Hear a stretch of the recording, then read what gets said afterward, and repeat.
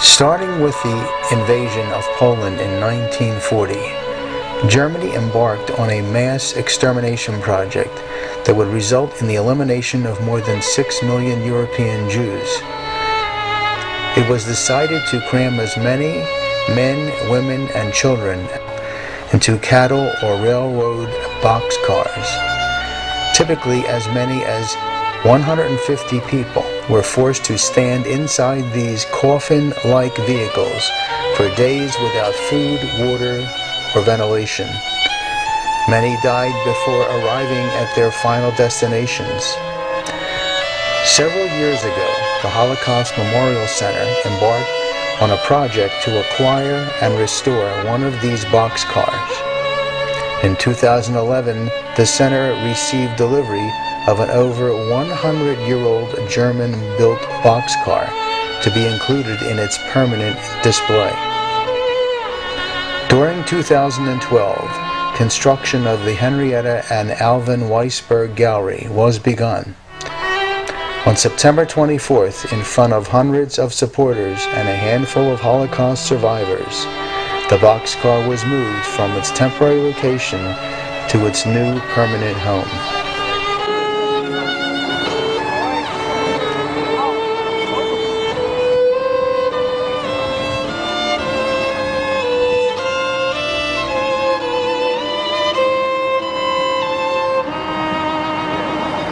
Yes, I'm one of the child survivor of the Holocaust, and believe me that this boxcar reminds me of lots of things. And the first time I went in one of those was with my mother. We were on our way to a labor camp, and we were probably maybe 100 of us in there. It was just packed like sardines. But on top of that, what the German did, it wasn't good enough to actually suffer that much. They put some saltpeter. Saltpeter is a phosphate that they use to make gunpowder and other fertilizer, things like that. And when saltpeter is in contact with liquid, it emanates some fumes. It makes you sick. It makes your eyes water. It makes you vomit. So you can imagine with kids and older people, what happened is that when we urinate, of course you have to go. So then they made people sick, and when we arrived in Drancy, they actually dragged, probably, I didn't count, I was too small, I was about 9.5 years old. They probably dragged maybe 10 or 15 bodies that couldn't take it anymore. Died. It was awful, awful. So that boxcar, yeah. We were packed into the boxcar. How long were you in the boxcar? For 2 days. How many people were in the boxcar? Approximately between 120 to 150. And where did the boxcar end up? Where did it stop? In Birkenau. Travel in the boxcar with any family?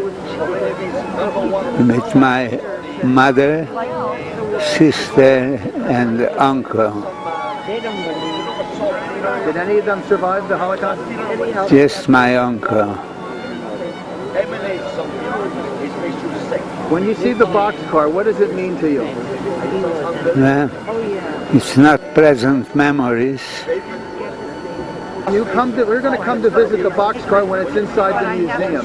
He doesn't do it days. Well, How is it going to make you feel? Happy New Year, both of you. It's a permanent home, a permanent memory. How are you? Not very excited. well said. It's permanent. Absolutely.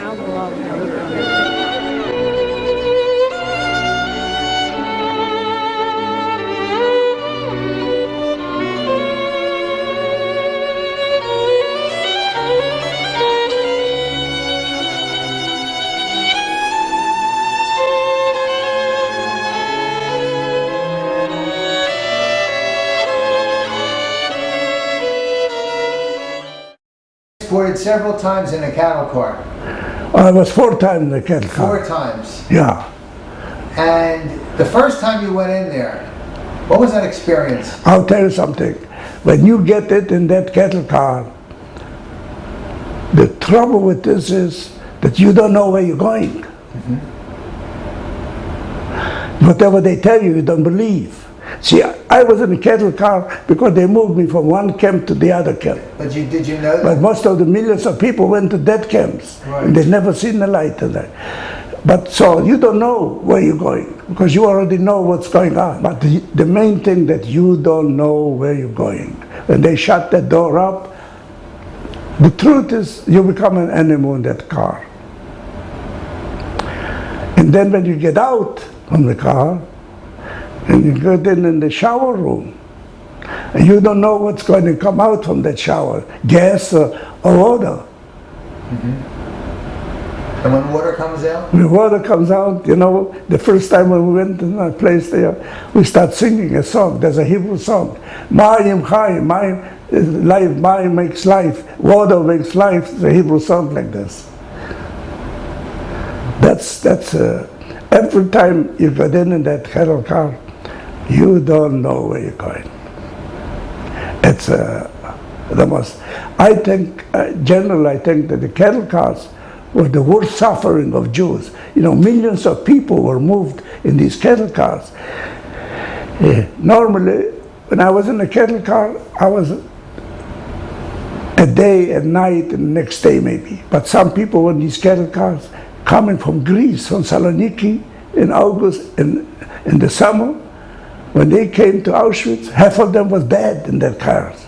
They were traveling 7 days without water, without food, without this. Half of the people were dead in there. And what's going on in the cattle cars, the strong people reaching out for air, they don't care if they trample over young people, old people, something like this. So it's the most frustrating, the most suffering place of this. See, you go in the gas chamber, it takes 10 minutes, you're dead. But here you travel 2 or 3 days, or 4 days, or 7 days. Nothing. You know, they give you, they put in a bucket of water in the corner and a bucket for sanitation. You know, the ghetto of Warsaw had 500,000 people. In 2 months, from July 22nd to September 18, they moved 356,000 people from Warsaw to Treblinka for dead. 350,000 people in 2 trains a day. They opened up Treblinka death camp. There was no working there, only a death camp. Amazing story. What?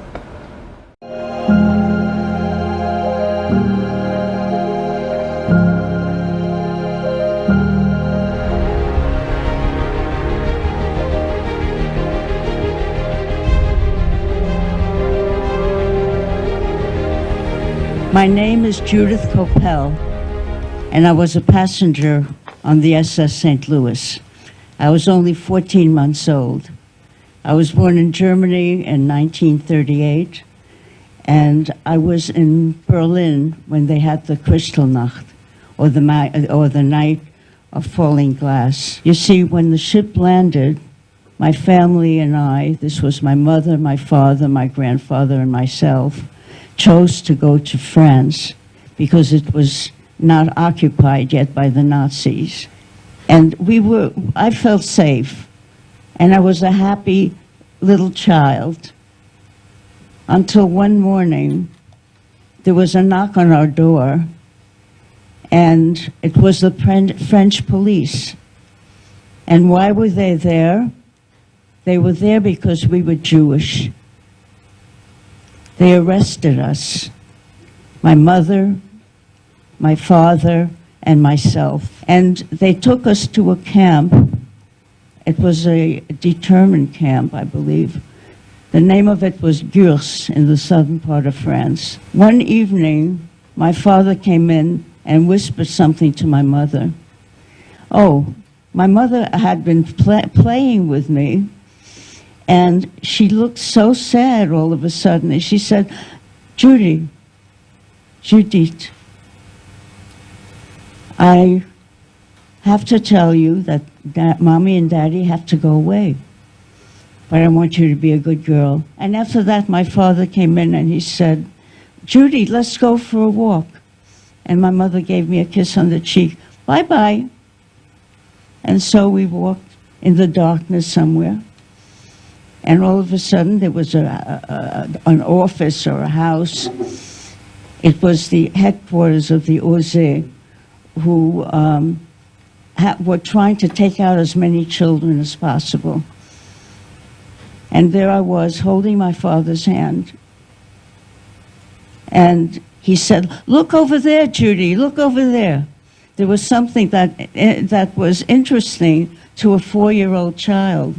And here I'm holding his hand, and I looked at whatever object it was, and I heard my father saying, Judy, just a minute. He let go of my hand, and when I turned around, my hand was taken up again by someone else.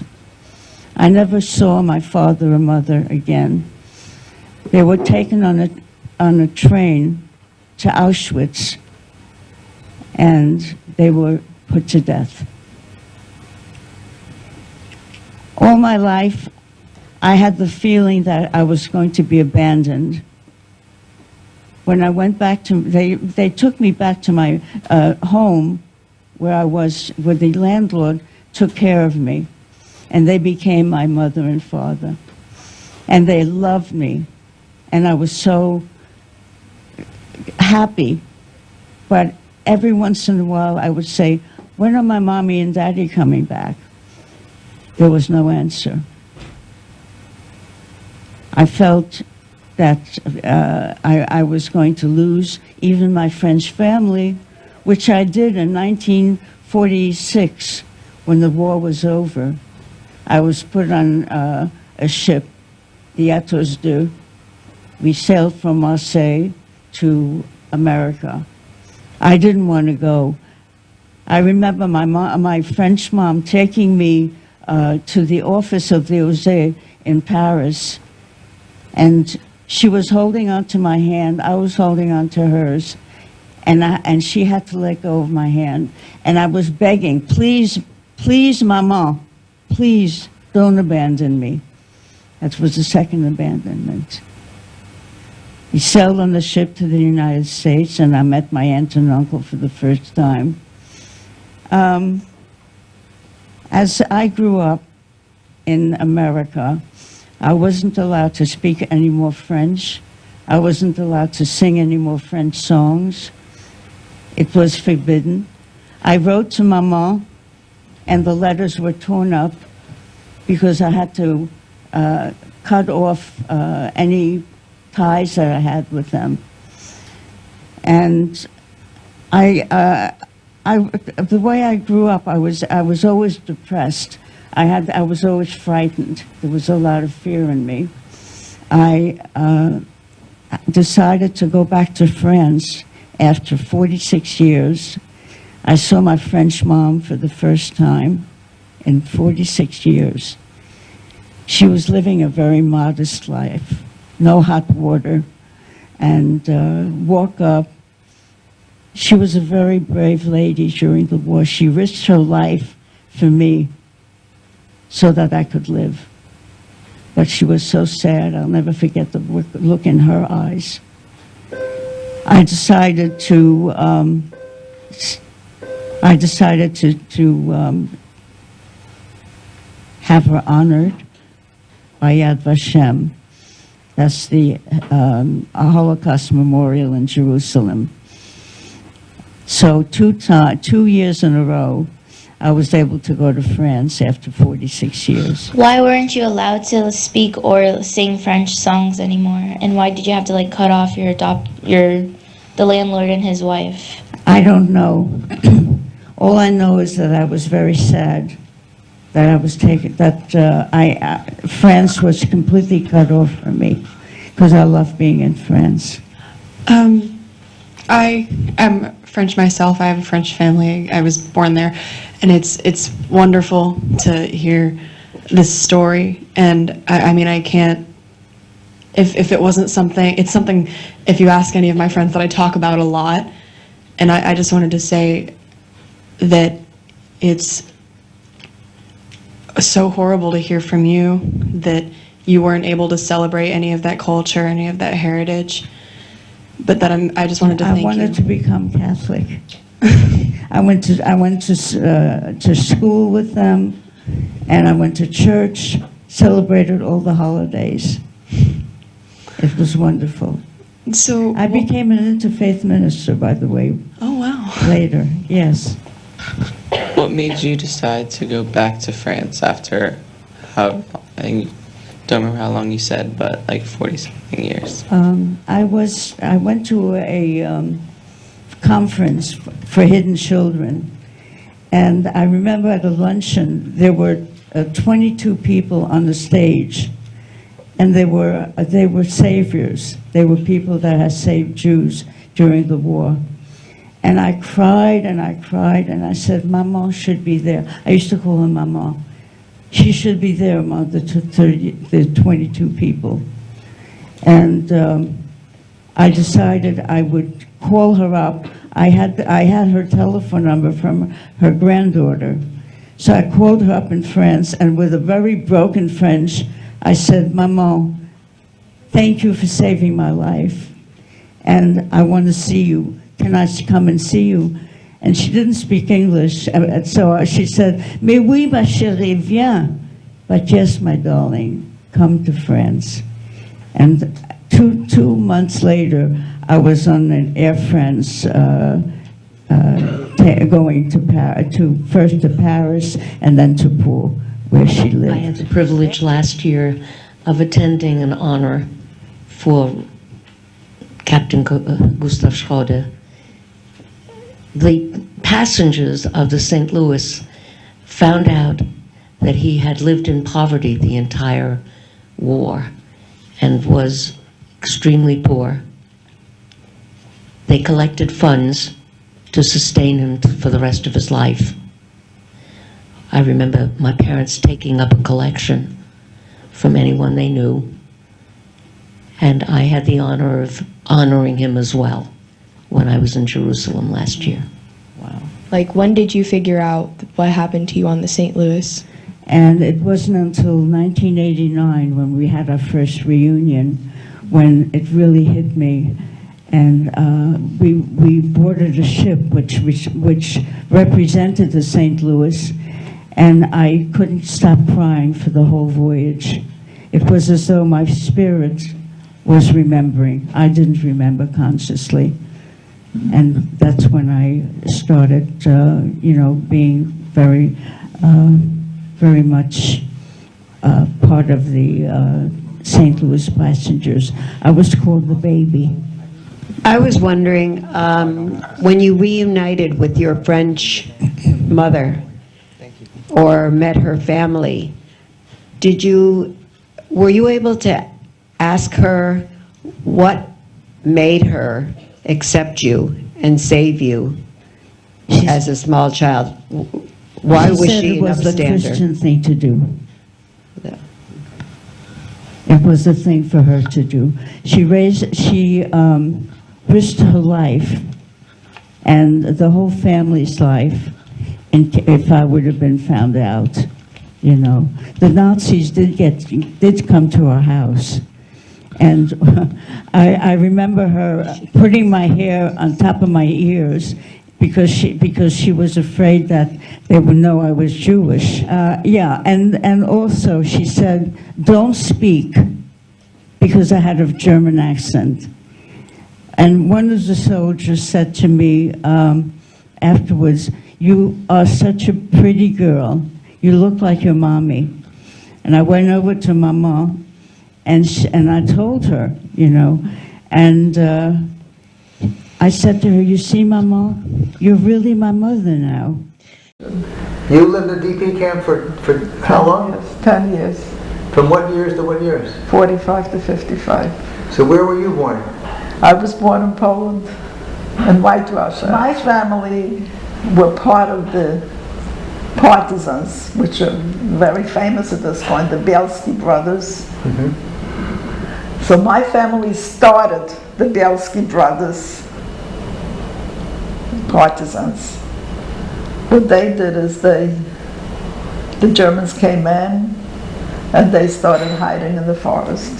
So it was my family, the Jancholskis, and then some of the Bielskis joined them.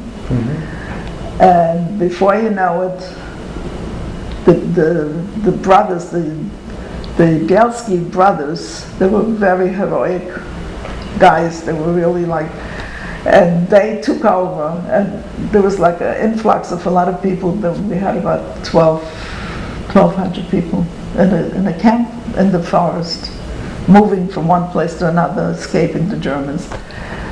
I was just born around that time, so I was hidden by a Polish family.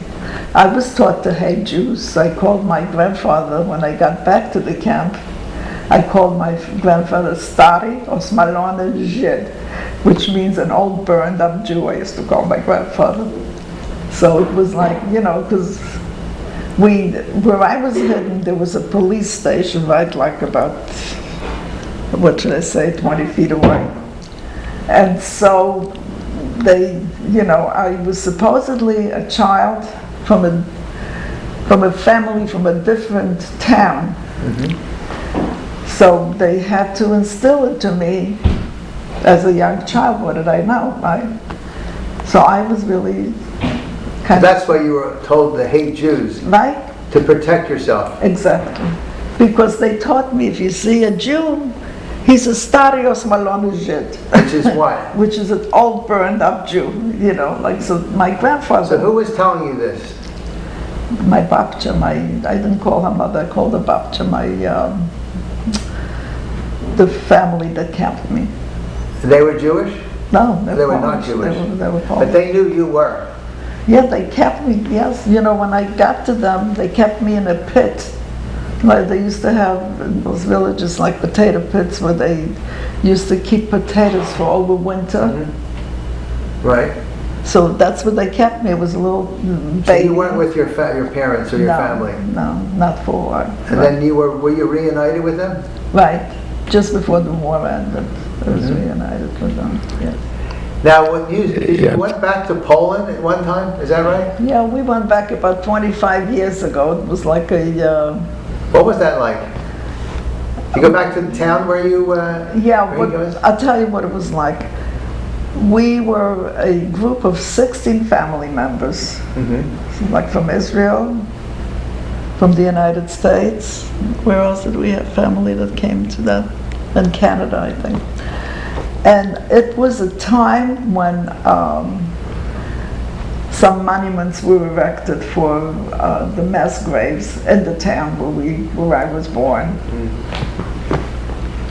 And so we went for that, actually. And of course, we went to see where we were, where we came from. So it was like a very moving trip, because we went back to the place where I was hidden. I had a cousin who also had a similar story to the place where she was hidden. She was on the trip with us. And we went back to the forest where all of the partisans were hidden, you know, were moving around. And so it was a very moving trip. I found a place where I was hidden. I found a pit where I was hidden as a little kid, you know. And it was very moving. At that point, I found out that the people that kept me after the cute little girl was picked up by a bunch of partisans, they killed the family. So that was very hard.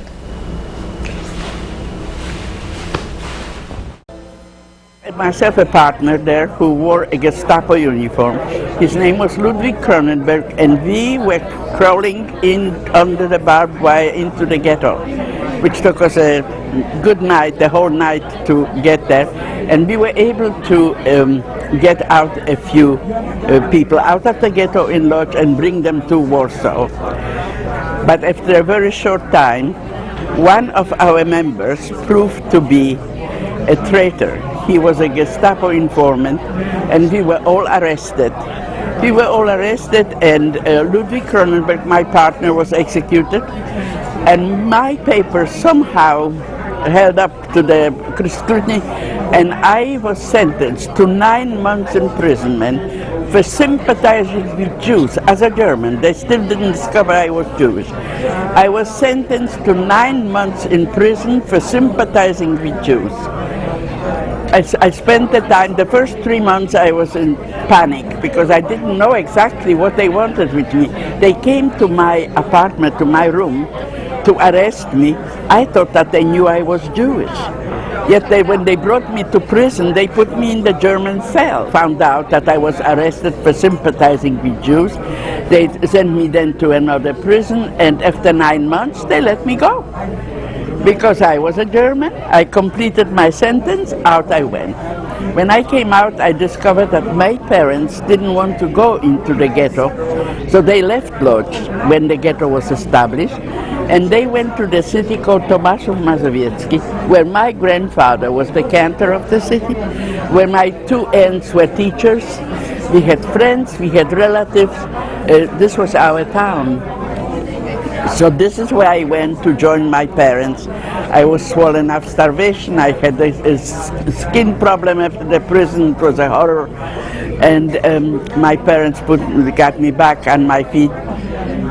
And they thought that they escaped the ghetto, but it didn't take very long before the ghetto in Tomaszów was also made a ghetto.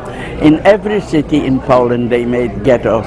And the small villages and towns around surrounding the towns had to move in, the Jewish population had to move in. We had to absorb them. Epidemics spread and starvation spread and people were dying like flies. And we had no luxury of funerals. When somebody died, the dead body was put out on the sidewalk. Young men with boxes were pulling them on wheels, and they were picking up the dead bodies for mass burial in the cemetery. Now we wanted the ghetto to function because our parents survived World War I, and they said that war is hell, but it ends. And when it ends, you go back home. So this is what we were hoping. The war will end and we'll go back home to our life as we knew it. So in order to survive the ghetto, we needed to function. Schools were forbidden for Jewish children. So we had illegal schools in the ghetto. I had a school in my house, a few children. So in any case, that's what we had, illegal schools. Then we had a little hospital. We had no medication, but there were doctors and nurses that were trying to help people. We even made a Jewish theater to give people some more morale to survive. And in the schooling, by the way, the parents even wanted to have Hebrew school teachers. We had one Hebrew school teacher who went from one school to the other, was giving the children just Hebrew education as much as she could. We had no books, we had nothing. We had to improvise everything. Then there was this young group to which my little brother belonged. Those were boys and girls. The group was called Akiba. Akiba was a Zionist group. They were the runners for the underground in Krakow. And then the big ghettos, like ours was a little ghetto, we were just 15,000 people. But the big ghettos like Warsaw and Lodz, there the Germans were emptying the ghetto by sending people to the east. They used to say that they're taking people to work in the east. So, this wasn't, nobody minded to go to work. The only thing they started worrying was that nobody came back from the East, that they didn't get letters from there. What's happening there? They needed to know where they're going. So now those young runners, like my brother and his friends, were put on trains and sent by regular trains, followed the other trains to check where they were going. And they discovered Treblinka, Sobibor, Helno, and other death camps. And when they came back to the ghetto and told us that the Germans are making concentration camps where people are being gassed and burned, we didn't want to believe them. The Germans, the most cultured nation in the world, they're killing people by gassing and burning their bodies. During the time I got older, and by the time I was 19, I met a young man, and we fell in love, and we decided we are going to get married. We're going to get married, and this way we'll stick together, nobody can take us apart. We are family. And we did. We got married in November of 1942. Something happened. We were in my in-laws' house, and a shooting started around the ghetto. And when we heard the shooting, we knew that we had to be in our room, because whenever there was anything happening, you had to be in your place, raids or anything. And we ran through the streets of this ghetto, and the bullets were falling, and people were lying on the street dead. And I couldn't move. You know, like you dream sometimes, you run and you cannot move. This is how he was practically pulling me. This was on a Friday night. Saturday morning, they decreed that the ghetto will be divided in half. As you heard, it was only 15,000 people. And the first part of the ghetto, let's see, the southern part of the ghetto, is to come to the marketplace, which was the selection area, and to go through a selection. And anybody who couldn't come, who was too sick, too feeble, too old, too young, was to be put on a chair in front of the building. Nothing alive was to be left in the building. Even some people maybe still had a cat or a dog, even those animals. They were Jewish dogs and Jewish cats. An assessment was dispatched, and he shot on the spot everybody who sat on those chairs. Everything was killed on the spot. They started on Saturday with one part of the ghetto, rested on Sunday. On Monday they took the second part of the ghetto. On Saturday I lost my parents and my older brother. On Monday I lost my in-laws, including my little Ruthie, who was my student in my school. There 750 of us were left. Of my family, only my little brother, myself, my husband, and his younger brother. We were the four left. At this point, my younger brother said to me, I don't believe that they have any intention of letting anybody live. I don't want to be killed here. I'm going to try to find the partisans in the forest, and I'm going to fight for my life. And he escaped, and never to be heard from again. I just hope that he got his wish, because there were different groups of partisans, not all of them were friendly to the Jews. And finally, those small camps became obsolete, and they put us on trains, and they sent us to Auschwitz. And on arrival at Auschwitz, we knew already about concentration camps. We didn't even doubt it anymore. But still, to arrive at Auschwitz and to see it was such a horror. I cannot even believe that it really existed. And we had to jump off. First of all, those creatures in striped uniforms came up on the train and made us jump off the train. And on the platforms, we were immediately separated, men separate, women separately. Anybody under 12 and over 40 straight to the gas chambers. We were marched off to the camp proper. In our case, we were taken to Birkenau. Now, Auschwitz was very, very big. Auschwitz 1, Auschwitz this, and Birkenau was the place where they had the crematoria and the gas chambers.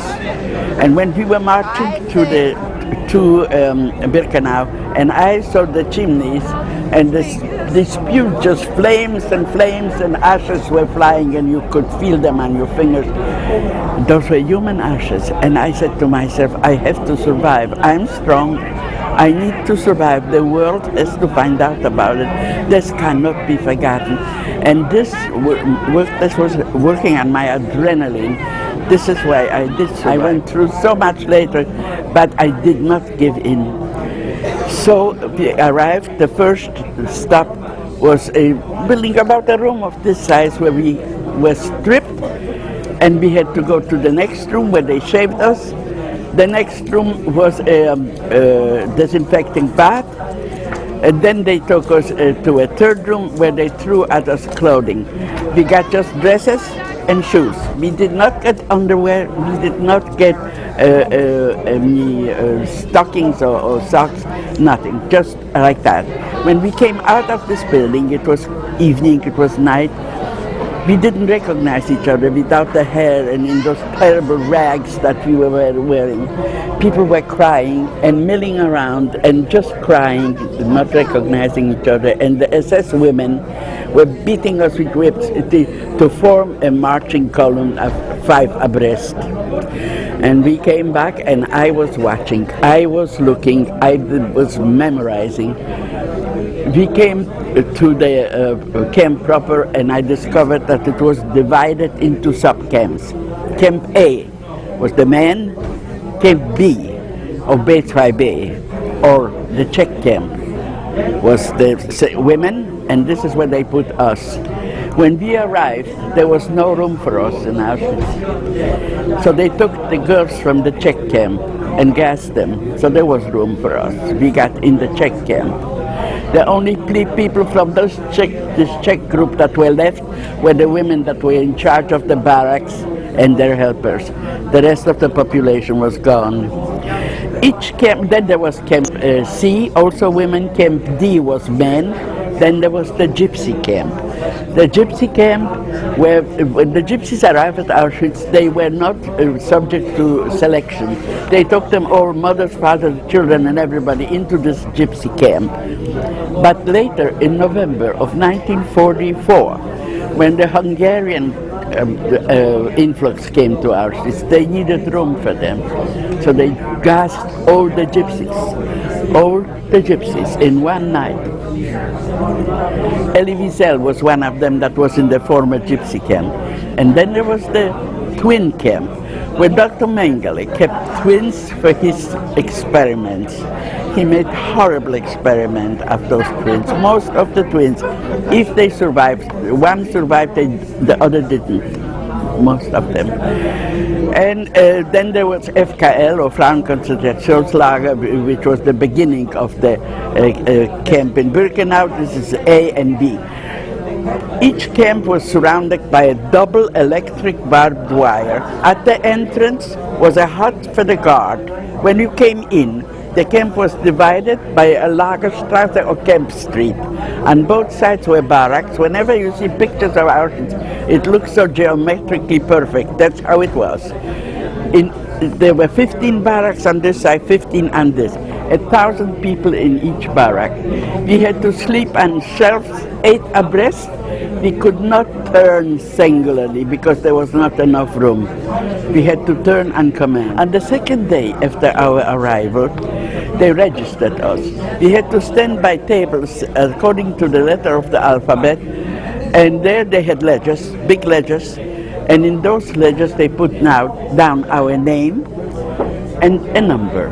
And the number was then tattooed on our forearms on the spot. This was our things. Now Auschwitz was also not only Jewish, there were Christian people in Auschwitz. The Christians, of course, I don't know if gypsies were Christian or not, but they were Jehovah's Witnesses. They were political prisoners. They were criminals. All of us were marked by triangles. Our number was not only tattooed on our skin, but also sewn on a piece of rag on our clothing. And under that number was a triangle. The Jewish prisoners, we had a yellow triangle. Political prisoners had a red triangle. There were also German political prisoners, mind you. Criminals had black triangles. Antisocialists, green triangles. Jehovah's Witnesses, purple triangles. Homosexuals, pink triangles. That's how we were marked. In January 1945, a group of men from Auschwitz arrived in our camp. They were the men at the death march that the Germans took out of Auschwitz because the Russians were coming close. They didn't want to leave any witnesses, and I think that they also wanted to protect themselves, because if they wouldn't have anything to do, they would have been sent to the Russian front. This way they were working. Still during when the Germans were losing the war, the priority was still killing of the Jews, not the war effort. Killing of the Jews was the priority.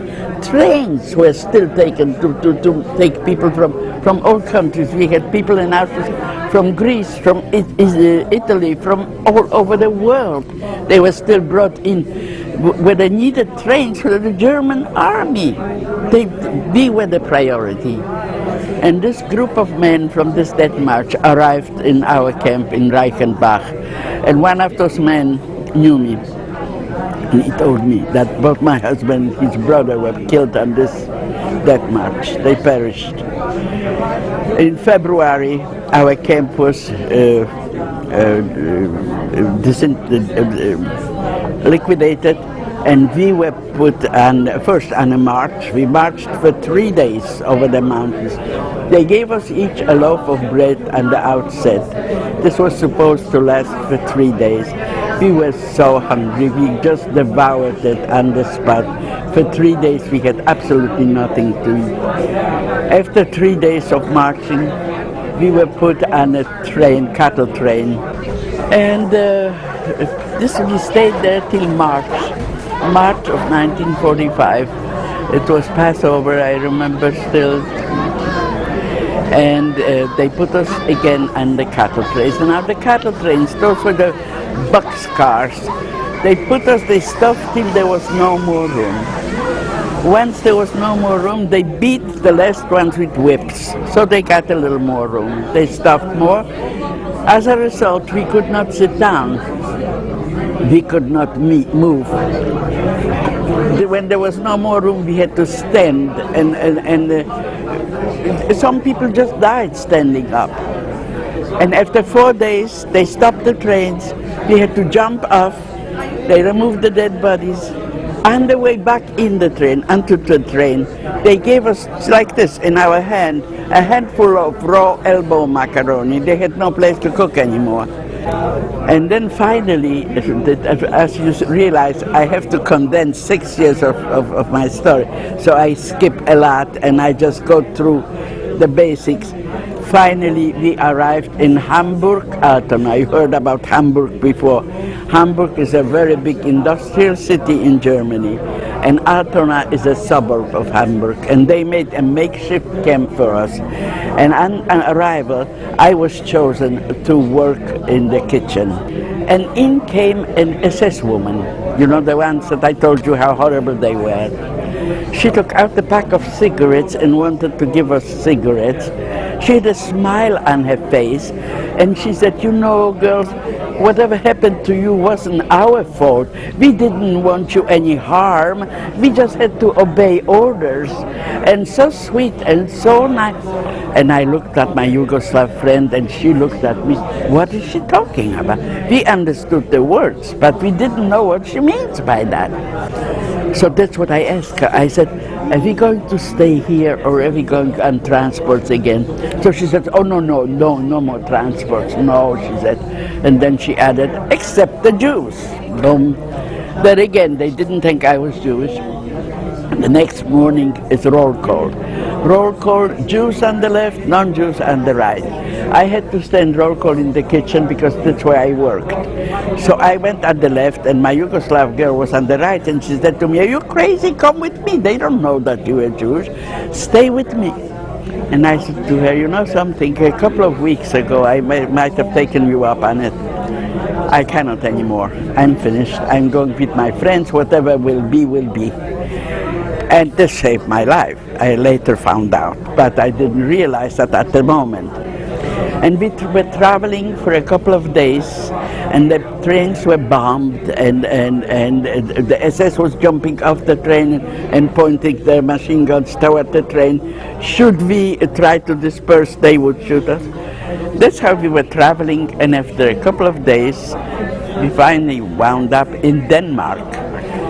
When we got there, the two SS men, they were always escorting those trains, put their knapsack on, and they said to me, "Now you are going to be free. What's going to happen to us, God only knows." And off they went. And there were Danish people who came to the train to pick up their relatives. And those were ladies and gentlemen in civilian clothing with coats and gloves and hugging them and kissing them and taking them home. And I sat on the floor and I looked at that, and this is when it first hit me. Why did you even bother? You have no place to go, there's nobody waiting for you. This is when it first hit me that I had nobody and nothing. Beautiful, tall angels, I call them, approached the train. They put steps. When they discovered that I couldn't move, they wanted to take a stretcher for me. But my friends wouldn't let me go because we knew where people on stretchers went. So my friends helped me down and supported me. I was standing on the platform, and this was the Swedish Red Cross, ladies from the Swedish Red Cross. Himmler made a deal with the Swedish Count Folke Bernadotte. They started with picking up Scandinavian prisoners from the camps, and then wound up, made a deal that some of the Jewish prisoners would be given passage to Sweden. And we came to Denmark. We stayed a couple of days in Denmark. Then they put us up. If you ever were in Scandinavia, then you know that there's a ferry boat between Copenhagen and Malmö. And they took us on those ferry boats and brought us over to Sweden. And in Sweden they put us on Pullman trains, regular trains, and it was the 5th of May of 1945. It was a nice day, the sun was shining. I sat on the bench on this train. The window was open and a man peeked in and said, "Shalom." And we jumped. "Shalom? Are you Jewish? Are the Jews alive? Are the Jews walking on the street?" He says, "Oh, well, I'm the rabbi in this city." This was the rabbi who later married me. And there was a group of Polish Christian girls in the corner of the wagon. And one of them got up and came running to us. I'm Jewish, I just had false papers." When she heard the word "Shalom," she just absolutely couldn't contain herself. Well, in any case, that's how we arrived in Sweden. We were in school buildings. The doctors told me that there is no medication for me. I was very fortunate that I was so sick because I couldn't eat. And this was saved my life. Very many of my friends were dying of eating in the beginning of our liberation in Sweden. They were just dying. I just didn't want to have children, but after the miscarriage, I got, Mother Nature take over. I wanted a baby so badly, and my son was born. He was the prettiest baby in the world, and then 15 months later, my daughter also. And those two children gave me a reason for being. The only thing, I never spoke about the Holocaust. The reason for me surviving was to speak about the Holocaust. Not the Holocaust, we didn't know the word Holocaust at the time. This was the final solution of the Jewish question, that's what it was.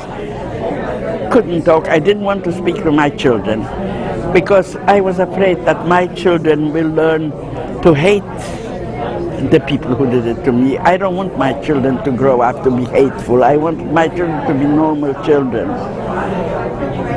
First, when the deniers came and started speaking that the Holocaust never happened, oh, this is when we decided that this has to be taken care of. How can they tell us? And also, you know, in spite of everything, I'm a real optimist. I hope that there are more good in people than there is bad. And that I think that if I reach some young people and teach them that of course we are different, but we learn from one another's differences. The difference is wonderful. We cannot judge somebody because prejudice is prejudging. We cannot judge somebody because they're different from us. We are not better, neither are they. We have to learn to respect one another. You want to be respected, you have to give respect back. And this is so very important for me. When I speak to young people and I see in their eyes that they got it, that they get what I'm here to do. Because somebody said to me, do you want them to hate the Germans? I said, this is not my goal. I don't hate them. I know that there were Germans who were decent, so I gave you a little... This is a 5-minute warning. We're going to break at 7 so that we have some time to visit the Mani Dido Learning Center and you have some time to move into the other room. Do we have any questions?